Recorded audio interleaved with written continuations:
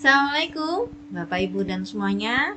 Balik lagi ke kami dengan Pak Anggi. Kita lanjutkan, kita bedah sampai habis ya. Oke, kali ini kita akan masuk dalam tema pemberdayaan pencari kerja dan masyarakat minim keterampilan melalui usaha produktif masyarakat. Pertanyaan yang pertama, Pak. Menurut Bapak, bagaimana cara membenahi masyarakat yang masih kesulitan mendapatkan pekerjaan karena minim keterampilan dan keahlian? Nah, orang yang kesulitan mencari pekerjaan, menurut saya ada beberapa hal. Yang paling utama adalah jaringan.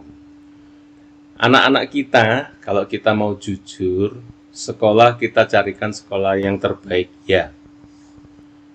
Mereka berprestasi nilainya, ya.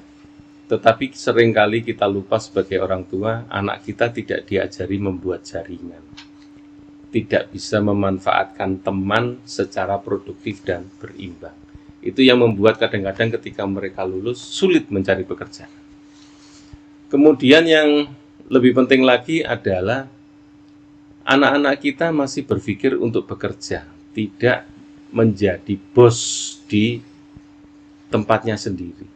Nah, yang kelompok-kelompok semacam inilah yang ingin saya benahi. Jadi anak-anak di desa larangan ini akan kita ajarkan untuk membuat dan membangun jaringan sejak mereka sekolah. Bagaimana dengan mereka yang sudah lulus kuliah, sekolah atau tidak bisa bekerja? Ya akan kita tetap bantu, kita akan dampingi mereka untuk membuat jaringan agar mereka bisa mengakses di mana mereka akan bekerja. Dan yang lebih penting lagi di sesi yang lain saya sudah sampaikan, Bu Titis, kalau kita tidak lupa bahwasanya budi pekerti, adab, dan tata cara berbicara itu menunjukkan integritas. Kalau orang datang melamar pekerjaan, Pak, kulon ngelamar pendamelan, ya tidak akan dipercaya, Pak. Tapi kalau datang dengan pakaian yang bagus, mohon izin Bapak, mohon izin Ibu, mohon berkenan, saya mengajukan lamaran pekerjaan, beda sudah performanya. Saya akan ciptakan anak-anak desa larangan yang memiliki performa dan integritas yang bagus. Oke, berarti fokusnya bukan hanya memberi pekerjaan ya, tapi juga meningkatkan kemampuan masyarakatnya. Iya. Bagaimana mereka bisa mengakses untuk mencari pekerjaannya sendiri.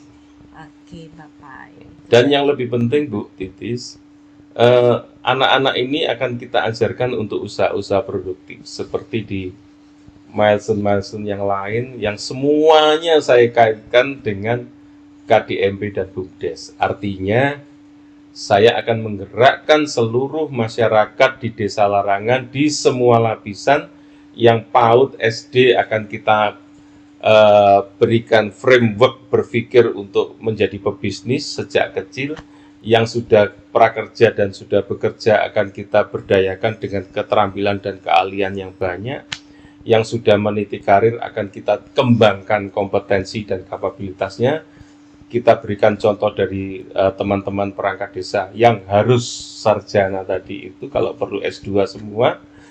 Dan yang lebih penting lagi, ketika yang ibu-ibu di rumah pun, bahkan para lansia pun yang di rumah, kita akan berikan berbagai macam kesibukan, kegiatan yang semuanya mengarah kepada produktivitas, mampu menciptakan produk, dan akhirnya bisa menjadi bagian dari KDMP dan BUMDes.